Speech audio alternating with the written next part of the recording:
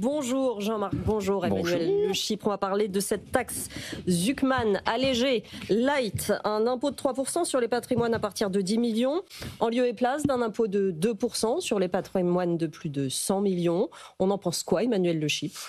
On en pense que si la dose de poison paraît moins forte, elle n'en est pas moins toujours aussi nocive, voire plus nocive même que la première taxe Zuckman.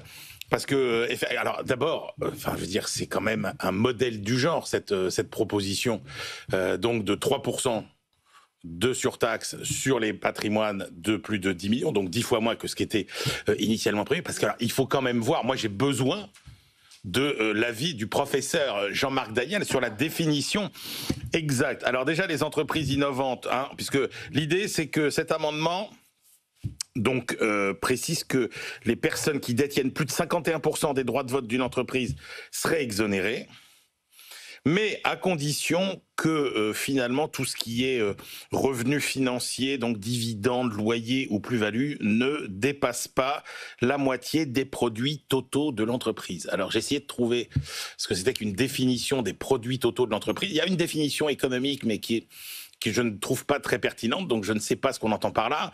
Les entreprises innovantes, telles qu'elles sont définies, ce sont des entreprises jeunes, mais quel que soit leur secteur d'activité. Donc c'est quand même un truc qui est extrêmement bancal. Cet amendement socialiste, l'impact, ce serait, pour le résumer, grosso modo, ce serait la taxe Zuckman sans certains avantages de la taxe Zuckman, et avec tous les inconvénients du vieil impôt sur la fortune.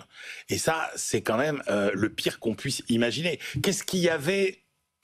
L'argument qui était recevable dans la taxe Zuckman et qui était intelligent, c'était de dire on frappe vraiment les ultra riches, c'est-à-dire les énormes patrimoines. Et là où Zuckman a raison, c'est de dire finalement où qu'ils aillent dans le monde, les Bernard Arnault, les Dassault, les Bolloré, etc., seront taxés quoi qu'il arrive. Donc le risque de les voir partir, monter leur petite entreprise à l'étranger est faible. Donc ça, c'était assez pertinent.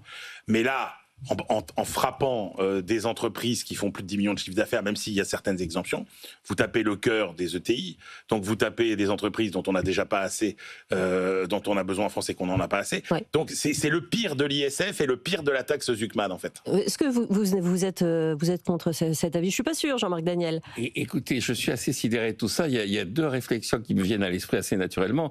Vous savez que Christine Lagarde, au moment de la crise des dettes publiques en Europe, s'était illustrée un jour en me demandant est-ce qu'il y a un adulte dans la pièce. La question se pose au Parlement et dans le monde médiatico-mondain qui nous entoure. Est-ce qu'il y a un adulte dans la pièce ? Il y a quelqu'un qui va calmer un peu ce jeu. Et la deuxième réflexion, c'est ce que je cite assez souvent sur ce plateau, c'est Rousseau, non pas Sandrine, mais Jean-Jacques, qui rappelle que impôt et imposteur, c'est le même mot. Et que l'accent circonflexe sur le haut de impôt, c'est le S de imposteur. Alors il y a des gens qui se disent mais pas du tout, ça n'a rien à voir. Je dis, je ne sais pas si ça n'a rien à voir, mais c'est ce que dit Jean-Jacques Rousseau. Et donc, manifestement, Jean-Jacques Rousseau nous manque. Quelqu'un qui vient dire, écoutez, il faut arrêter le délire. Il faut arrêter de partir dans tous les sens. C'est-à-dire qu'on a commencé en disant 100 millions, maintenant on descend à 10 millions, mais on va sortir une partie de... la réalité, c'est de vraiment savoir qui est concerné, en réalité. On parlait de gaz, là, avec Étienne. C'est une usine à gaz nouvelle qui est en train de se mettre en place.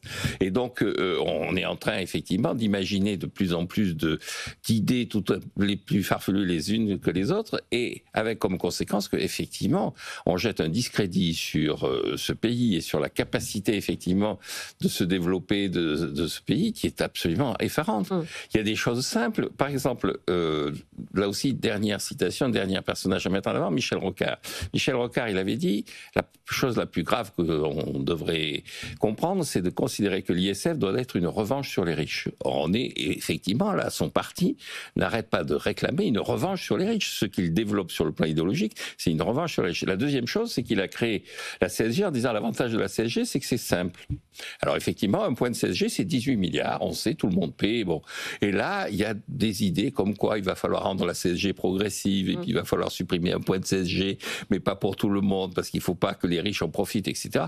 Donc je reviens à ma première phrase, mais y a-t-il un adulte au Parlement? C'est ça, c'est ça qui est quand même extrêmement préoccupant, c'est qu'en fait, on a des gens qui vous mettent des taux dans des cases de tableur Excel et puis qui se disent, bah tiens, si on augmente le taux, ça va rapporter plus, au mépris total de toute la dynamique économique. Et de la réalité. Et là, ce qu'on voit, mais c'est ça, c'est qu'on voit que finalement, quels que soient les taux d'imposition qui vont être décidés, cette instabilité, cette frénésie fiscale, elle a un coût économique qui est considérable. Hein. Encore une fois, quand l'OFCE nous dit ça a coûté 15 milliards de PIB depuis la dissolution, mais donc 15 milliards de PIB, si on considère que les recettes fiscales, c'est 50% du PIB, ça veut dire qu'on a déjà perdu 7 milliards de recettes fiscales, plus que ce qui est censé rapporter cette taxe usine à gaz, comme l'a expliqué Jean-Marc. Et encore une fois, hein, rappelez-vous que le problème, c'est qu'on ne manifeste jamais contre une entreprise ou des emplois qui ne sont pas créés. Et ça, c'est le sujet. Et rappelez-vous toujours cette enquête qu'on fait avec Eurogroupe. Jamais autant de grandes entreprises n'ont eu de projets de développement à l'étranger et jamais elles n'en ont eu aussi peu en France. Et tout ça, c'est un coût caché qu'on ne maîtrise pas mais qui est majeur. C'est un grand nom donc sur ce plateau ce matin. Merci beaucoup messieurs Emmanuel Le Chypre, Jean-Marc Daniel.